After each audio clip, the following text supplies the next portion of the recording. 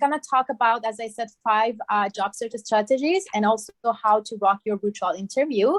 And, you know, following these simple steps goes a long way, and it will increase the chance of getting interview, and as a result, making that transition from applicant to a, candidate, like to a potential candidate. It's just that please be advised that we are not from the HR team, and we're just here to share our personal knowledge and expertise and experiences with you. So on the next slide, you can see here are the 5 job strategies that we're gonna go through it. So I guess and you need to just press enter. Exactly.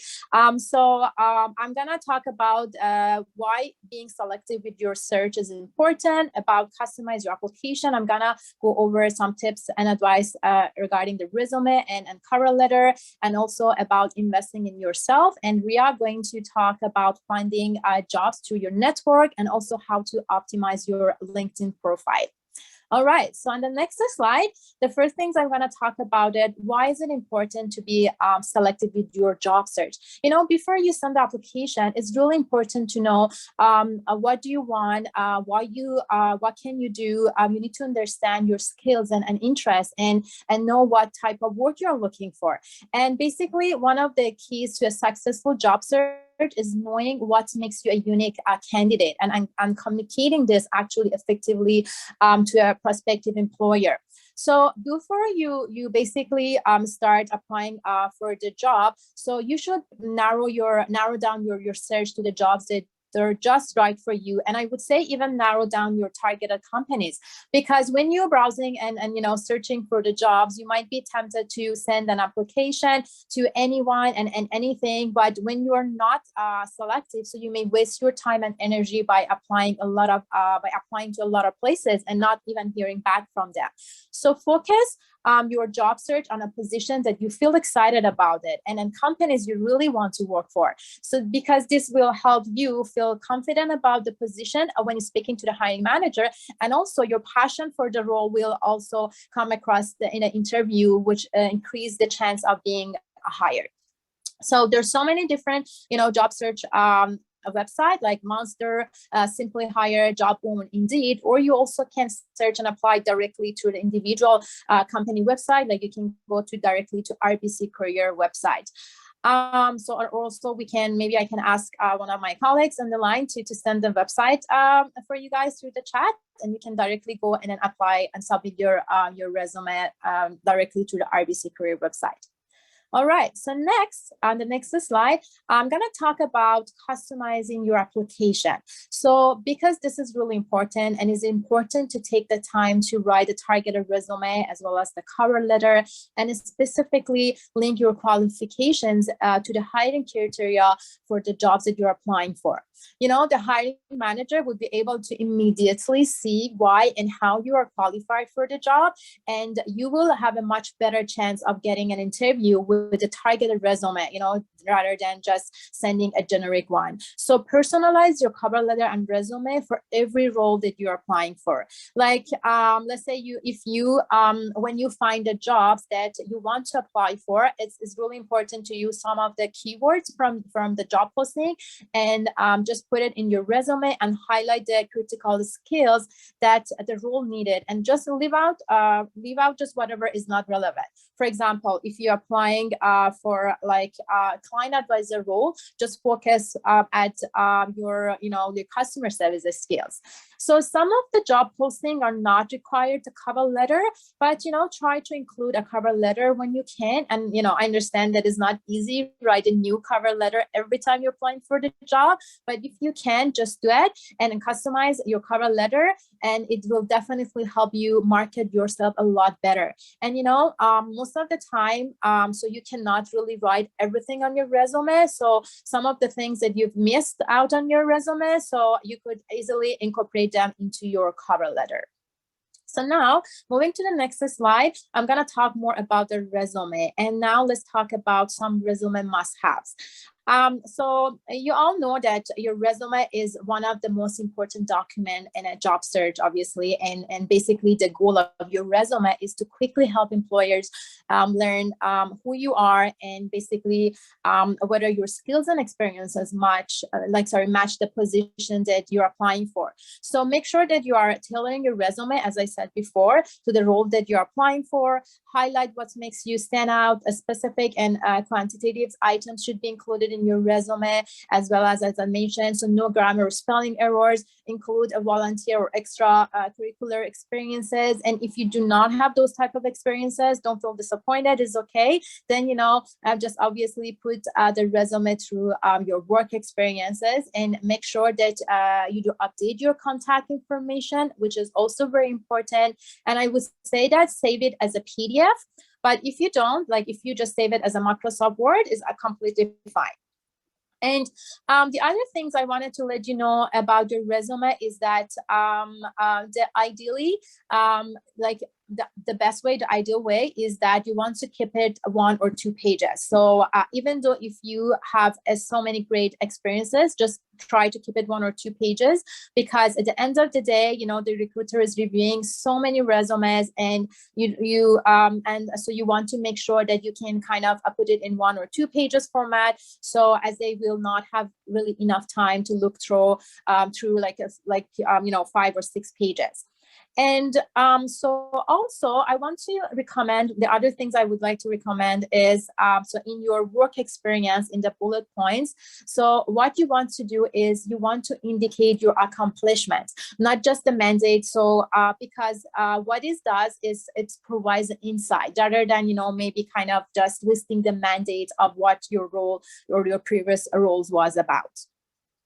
Also, another thing that I wanted to add is that, so if you have any additional skills, definitely put in there.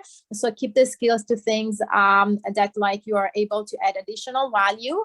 And again, if you have any additional certificate or anything, definitely put them in your skills as well. So now if I want to summarize the 6 items that you should include on your resume, I would say obviously your name, contact information. So also depending on the type of job you're applying for, if you have you might also include a link to the online portfolio or professional website. And resume, the second one is resume summary and an objective. So that so resume and summaries and objective are different. So if you should choose to include one or both, depending on your background and also the position you're applying for. So a resume summary will describe your work experience, while a resume objective will state your short-term goals. And of course, your education, as well as your professional history, so also called experience or professional history section. This is an opportunity basically to showcase the value you brought to the former employers. And also the other one is additional relevant accomplishment and volunteer works that I already discussed. So moving to the next slide, let's also talk about the resume don'ts. So resume don'ts, I would say that just create, as I said, a one size fit all. I do recommend that you include only your experience that is relevant to the job. And I know all of the experiences are valuable. However, saying that so if you are putting an objective, so you want to make sure that the objective is also highlighted to the role that you are going for. And also, this is important that you do not include gender, race, height, date of birth, picture. Please know that when you are selected in the recruitment process, you are actually selected for the skills that you are bringing from your experience, or what you basically will able to parlay into the role that you applied to. So you do not really need to include those kind of information, and just keep it to your actual work experience. And again, as I mentioned, try to avoid long paragraphs. So do the bullet points just indicating your accomplishment, and also try to avoid using jargon that the interviewer will not understand. Make your resume clean, professional, and easy to read, because as I said, employers sometimes only have few minutes or even a few seconds to review each application. And also regarding the references, you do not need to list the references, as the recruiter will ask whether you need to provide references. So references are optional, and it really depends on whether the hiring manager need to talk to someone that you have worked with before. So you don't really need to include the references into your resume. So, and now let's talk a little bit about the cover letter as well. So on the next slide, so what is the cover letter? So the cover letter, I would say, is an introduction allowing you to basically elaborate more on your talents, whereas the resume is the snapshot. So what we actually have here, we have a breakdown of what the cover letter should include, and then how it should look. So first is your cover letter. It should include heading, address, salutation, body, closing, your signature, and also your type name. And the one piece of advice I would give is please ensure you're using the same font. It happens sometimes, when you probably maybe do lots of like a copy paste or cut and paste, so that you do, and so the font may not match us. So you want to make sure everything looks clean, which is very, very important. So, and the second is organizing your cover letter. So do the research, read the job description carefully. As I said before many times, customize your cover letter for each employee, and address the letter to the hiring manager. And the third part is about writing the letter. So you want to make sure that you're matching it up. So kind of always make sure to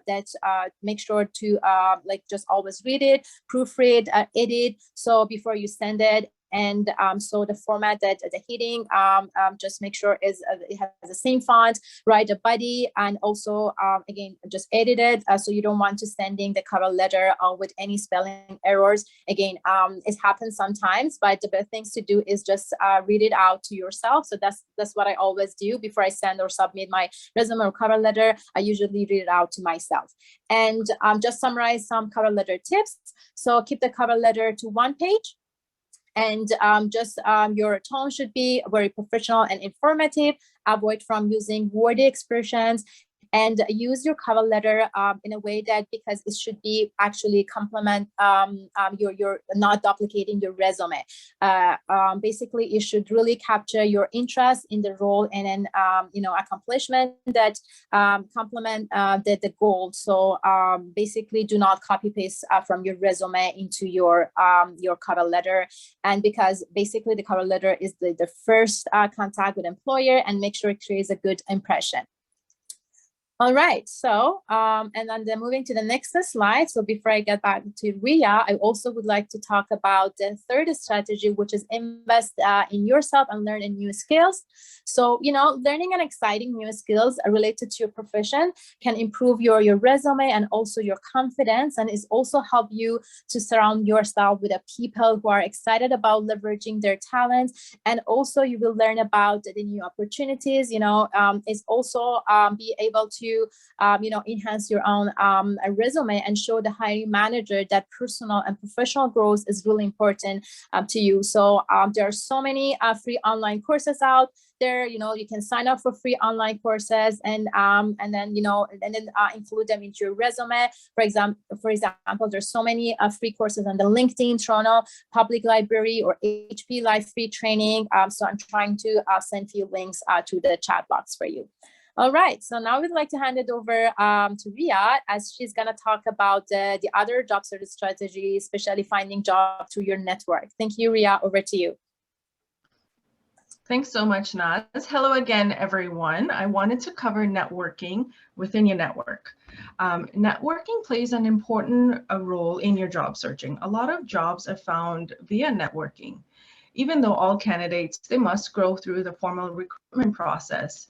But if you build the connection prior to applying for the job, the employer already knows your skills and your capabilities, and you have a greater chance of securing an interview and even getting hired.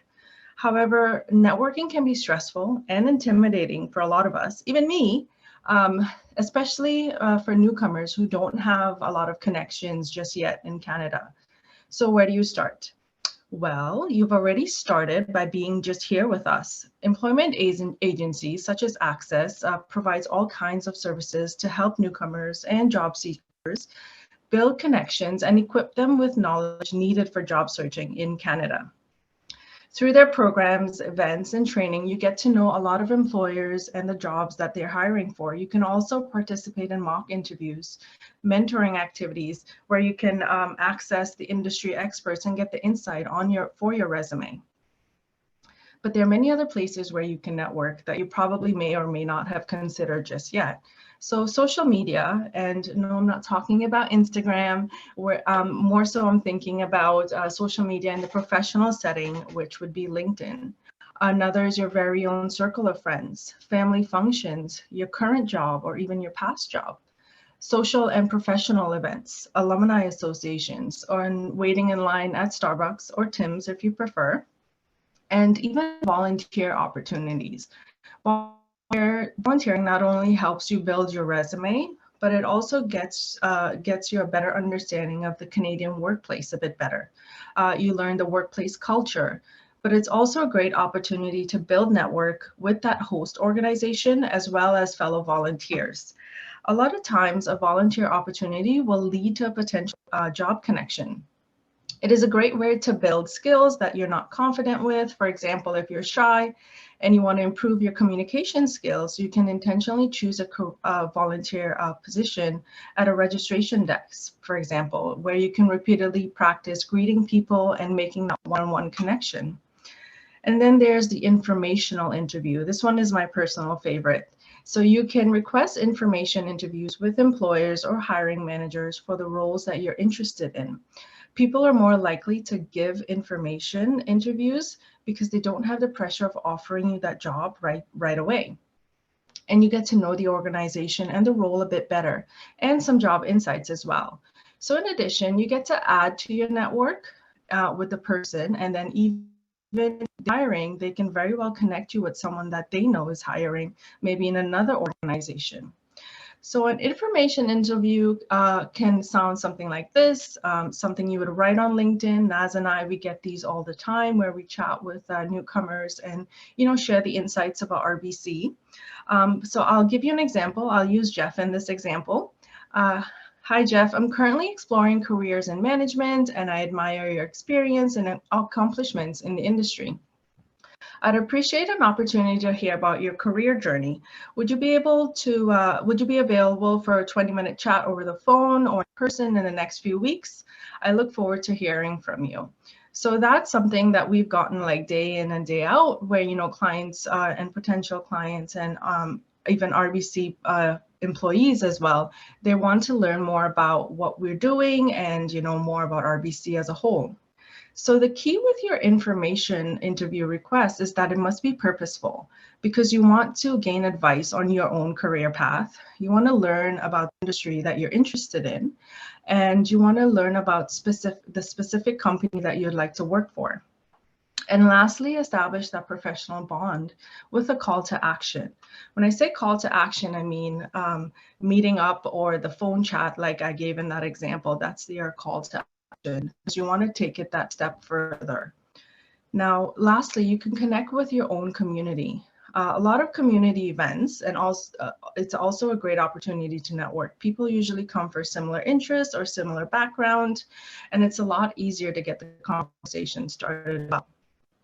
So my final tip on networking, it's essentially about making conversation with people and finding the connection so that they remember you later.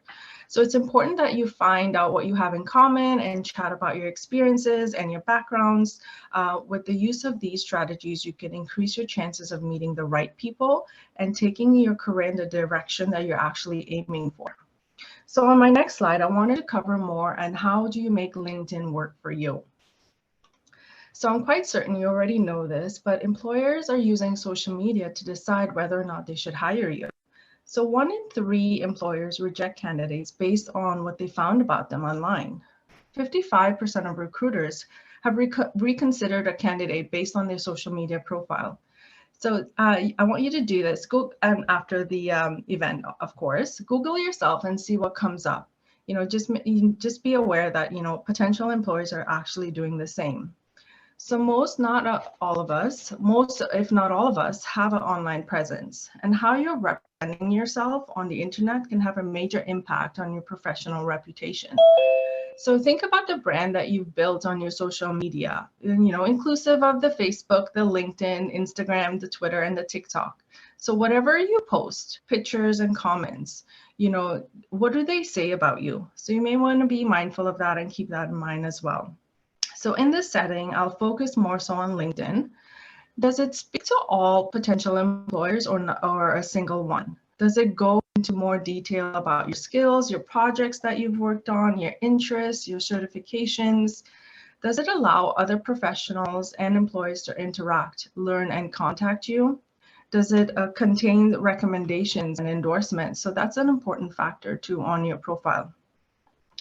Everyone has a network, though they may not realize it. Networking occurs every time you meet new friends or acquaintances, volunteer in your own community, or through the social and professional events, such as participating in this session today with us.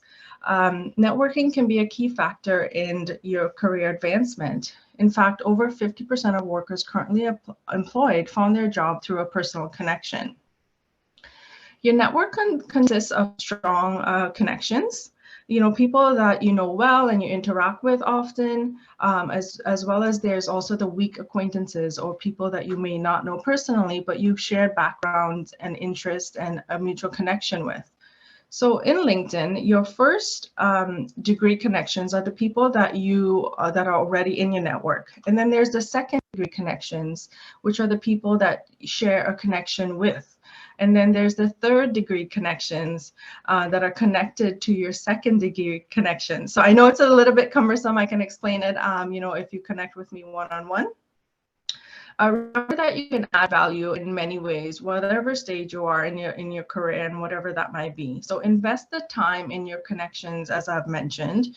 Request those informational interviews or the virtual coffee chats. Like and share things with people in your network that will care about what you post. Join groups and exchange insights with schools and program alumni as well. Give testimonials and recommendations to people that you connected with in the past. And if I were to summarize how really to optimize your LinkedIn profile, firstly, I would say complete your profile first and foremost with a great professional photo. A great photo can get you 14 times more views actually. Identify your brand, contribute and engage in LinkedIn. Keep your information current, but also relevant at the same time. Connect selectively and be authentically you. So let's say you've networked and you've applied and now you have an interview. Jeff would like to share some tips and expertise on how to ace your interview, more specifically that virtual interview. So now, Jeff. Awesome. Thank you very much, Ria. Before I go into my spot, I know there's been a couple of comments about the speed and slowing down. We are trying to go as slow as we can. There is a lot of information that we have to cover. So if there's anything that you missed, I would strongly encourage you to go back and review the recording to be able to make sure that you can go over it, as many times as you need to get all of the information, because we want to make sure that you're getting as much as we can, but there is a lot of content to cover. So I apologize if it's a little bit quick. But we do want to make sure that we get as much information to you guys as possible. So as we look at rocking your virtual interview, virtual interviews are becoming increasingly popular as workplaces continue to evolve to meet the needs of their employees during the COVID-19 pandemic. Professionals who are or will be navigating the job market are bound to encounter this new type of video meeting and should take the necessary steps to prepare themselves. Nearly 75% of executives and hiring managers use real-time video to interview candidates nowadays. We're here today to review the best ways to successfully prepare for your next virtual interview. So on the next slide, we're going to look at a couple of different things. So before your interview, you want to make sure that you are testing your technology. So the minute you agree to a virtual interview, test your technology to ensure that you're set up for success. Check your internet connectivity and confirm your camera and microphone are both working. If the picture is grainy or you're experiencing an echo, you might need to buy a mini webcam with a built-in microphone, which is hard to do 5 minutes before your interview, so don't procrastinate. Make sure that you log in early. This is very important. Don't be late. It's always a good idea to log in a minute early, then you don't want somebody waiting, and imagining that when you drive, take transport to the interview on a site location, you would arrive there about 15 or 10 minutes early, or you would be late. So if you draw from, the same barrel in the virtual interview world, it's always a good idea to arrive a minute or two early. So even if you have to wait in the lobby while somebody admits you, I think that's perfectly fine, but definitely make sure you do that. Keep your virtual identity professional. So in today's digital world, Your email address or username is often your first impression. Don't give the hiring manager a reason to question your professionalism before they even meet you by providing a once hilarious high school email address that you might still be using. Keep your email and usernames simple. Try different combinations of your first, middle, and last name, or leverage industry keywords if you're stuck. Also avoid utilizing symbols and the numbers 1 and 0, which look like letters depending on the font and can cause confusion during an outreach. Make sure you dress for success. Projecting professionalism goes beyond your email address and your username. For virtual meetings, dress as though you're preparing for an in-person interview. Also, avoid any overpowering patterns or flashy accessories so as not to divert the employer's attention from your expertise. You should be the focus of the interview, not your wardrobe. Dress as you would for an in-person interview. For men, that would mean a button-up shirt, blazer, and chinos, while women should consider a dress or skirt and blouse. Choose a proper background. So if you're using a background on your virtual screen, like you don't want to show your house or you let people know where you're sitting, you want to make sure that you're using a white background instead of showing one like you're on vacation. You don't really want a beach in the background. You want something a little bit more professional. So you want to make sure it's kind of neutral or professional. Make sure you limit your distractions. So the best place to have an interview in your home is a quiet location with very few distractions. Choose a room that is clean and professional looking so that the interviewer can focus their attention on you and not what's around you. If you don't have a dedicated office space, that's okay. You can also use a bedroom or a guest bedroom or your kitchen table or even cleared out closet space. Try to place your computer on a table or desk instead of on your lap or on a couch. That will keep it a little bit more steady. Make sure you're ready for common questions. Be prepared with answers to common interview questions, such as, why are you interested in this role? What do you know about our company? What are your biggest weaknesses? What do you consider to be your biggest professional achievement? Tell me about a challenge at work and how you dealt with it. What are you looking for in this new position? And why are you leaving your current role? They're all very common questions that you should already be prepared to answer if they come up. Practice, but don't memorize. So preparation is going to be one of the biggest keys that you have going into an interview.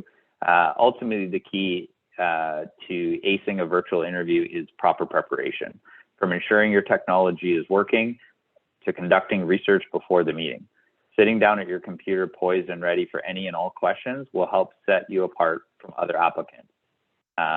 We also have a beyond banking service called Prep that will also help with kind of prepping for an interview.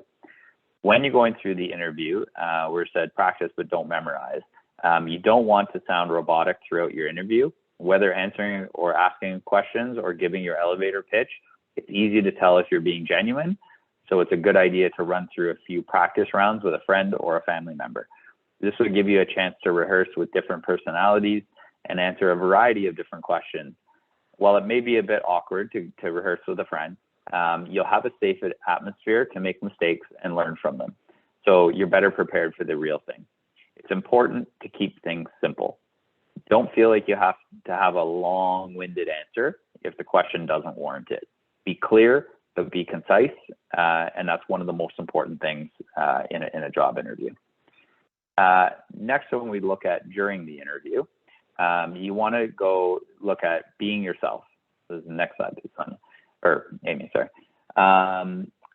Be yourself. So a key task for a recruiter is determining whether you would be a good fit for the company's culture. So this can be challenging during a virtual interview because there is no physical connection. It's more difficult for the interviewer to understand your enthusiasm through the screen. So make sure you're expressive when answering your questions. Some people will be able to tell if your vibe fits their company right off the bat. Give them a reason to push you through to the second round of interviews by shining a light on how you can help the organization. Show interest with your body language and your posture. So monitor your body language. You can't firmly shake a hiring manager's hand or easily exude enthusiasm via video. But what you can do is monitor your body language. The main way to communicate confidence is to sit up straight, smile, keep your camera at eye level, so that keep your focus on the camera when you're talking and not on the image of the hiring manager. Make sure you watch your pace. We talked about that today. Sometimes when we get nervous, we talk fast. It happens. So keep that in mind as well for the interviews. When asked questions, make sure you listen first, take a moment, and then answer. Don't just rush into the answer. Confirm your next steps and thank the interviewer at the end. And then with follow-up, we want to, within 24 hours of the interview, you should send an individual thank you email to everybody that you met on that call.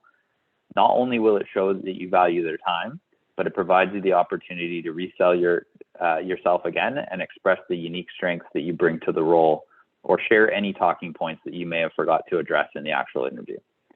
If there was something specific you bonded over, mention that in the email so you can stay top of mind. Or if an interviewer brought up a particular business challenge, use the follow-up as a way to propose potential solutions. Just keep the email concise. You want your note to leave a lasting impression, not immediately end up in the trash. So as you close out the interview, one of the best ways to leave a lasting impression, and we're on the next slide, is to come prepared with questions like relevant questions about the company, the job, and the hiring manager. You want to ask really tight and smart questions. You don't have to ask questions which shows you know it's just a question you're asking because it's part of the process. You want to really think about what you want to ask. Make sure you sincerely thank your interviewers for their time. Confirm your interest in the position. Understand what the next steps are. Remember that finishing the interview strong is just as important as your first impression. Use this time to make it extra clear that you're not just looking for a job. Instead, you're serious and determined to add value to the organization and motivated to make a positive impact. Believe me when I say that that will make a huge difference. All right, Naz, I'm going to pass it back to you now. Awesome. Thank you so much, Jeff, for sharing so many great tips and advice, especially about the virtual interview, you know, because since COVID has started, most of our, I can tell all of our interviews as RBC shifted to the virtual. And I always remember my very recent, not recent, like basically my last interview with you. It was my very first experience about virtual interview with Jeff. And I had experience. I always would like to share this because for the first couple of minutes, so I wasn't able to connect it to the audio, and you can imagine how stressful is that, right? So that's why it's really always important to basically make sure you're familiar with the platform. Just log in early is okay. You can be waiting in the lobby, but make sure your audio camera is working. I experienced that. It was my first virtual interview, and it was so stressful. So thank you so much, Jeff, for covering all of the great tips about the virtual interview. And so now we have time. So let's just go back to your questions. I see so many great questions coming up through the Q&A. So please enter your questions in a Q&A box, not a chat that we can just basically read out from there. So let's just start with the first question. So this is actually a comment.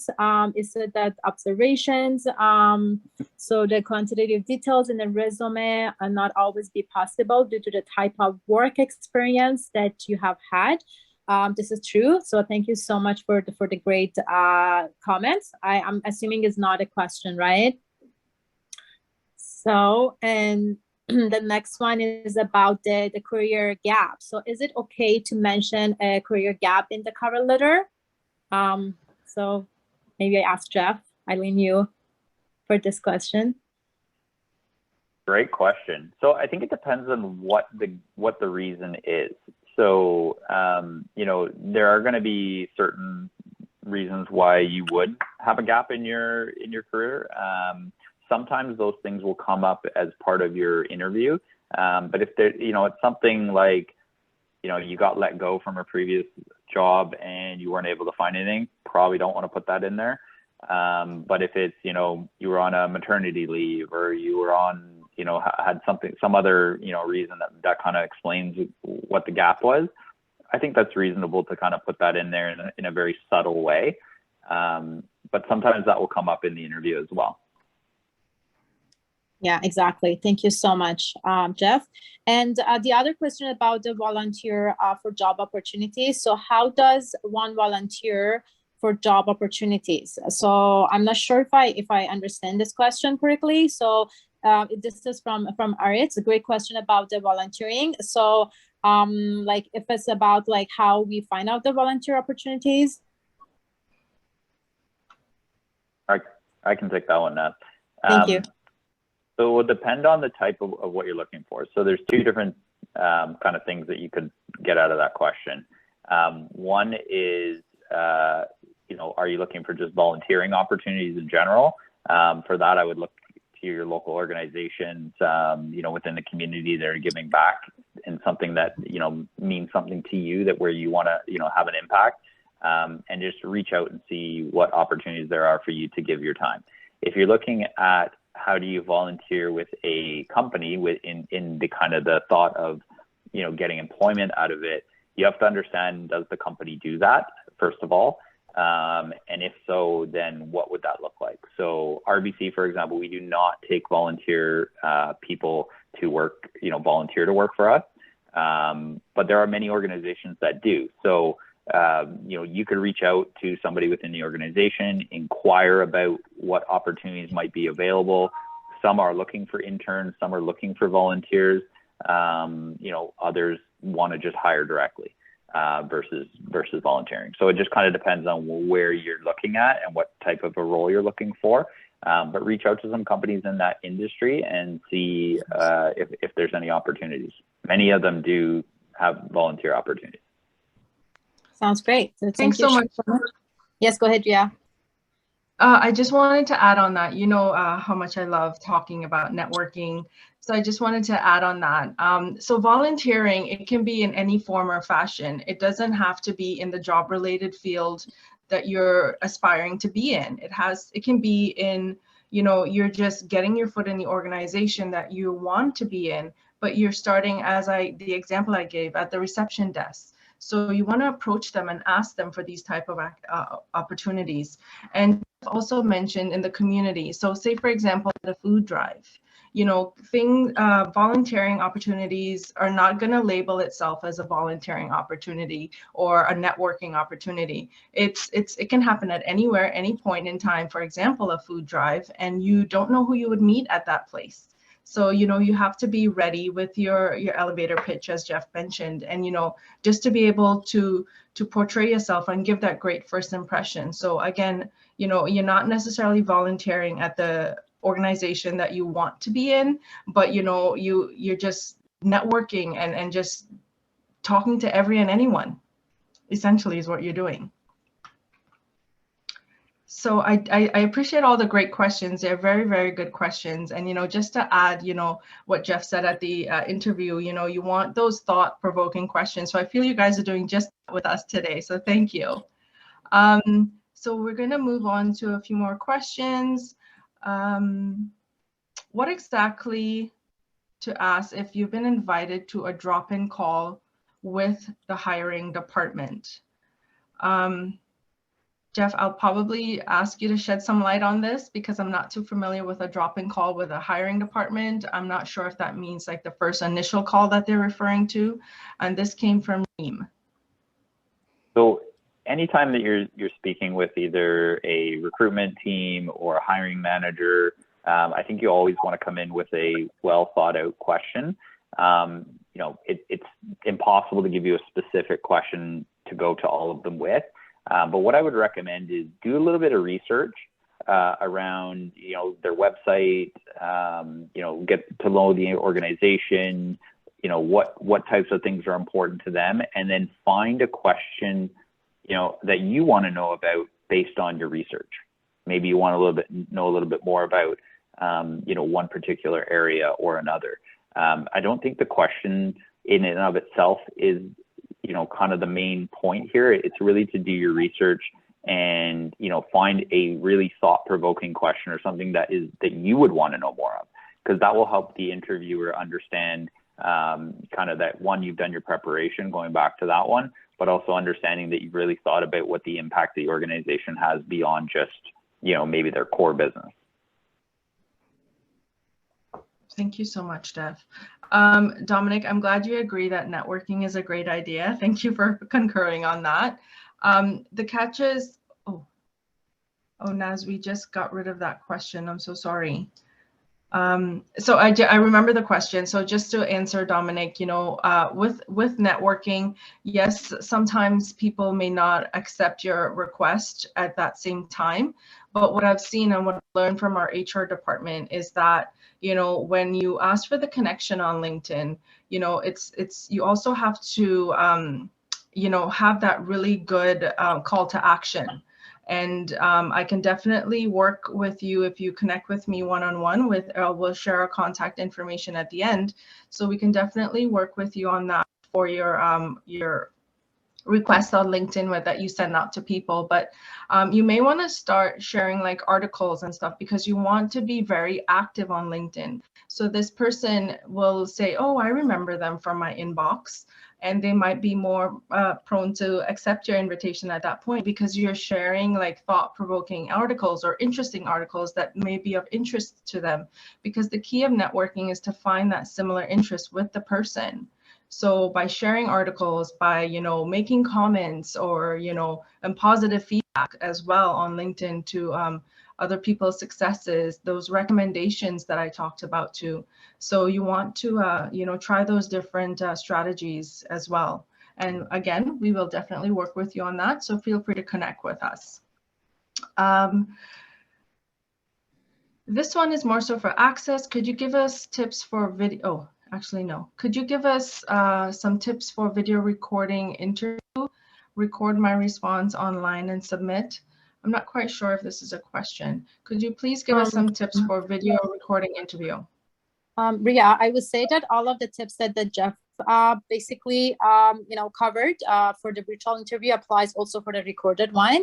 And also I would like to introduce you to the very great platform website, Prepped. So Prepped is a free digital and personalized program that also provides and the guidance for the training. So you can just basically just sign up for the Prepped, and it's going to be so many like you know, short videos for practicing, like bite-sized videos, and help you to develop like your interview and networking skills. And I would suggest you to go and then sign up for the preps. But for the recorded one, mostly all of the tips that Jeff covered for the virtual interview also applies, like about like your kind of how you like about your background, about your pace, everything. All of the tips also applies for the recorded one. So Jeff, feel free to add to it. I think you've covered that pretty well. Mm-hmm. All right, and here's the Prepped basically website. And so I see two questions about the follow-up. I'm gonna just answer them all together. So is it mandatory to send, for example, follow-up emails after the interview, or also are you asking for some tips for the you know, follow-up the interview? And you know, I would say that is really good to send the follow-up note or follow-up emails within like 24 hours. And what you need to also include there is like, you know, thanks the hiring manager or like the interviewer for the time and interest.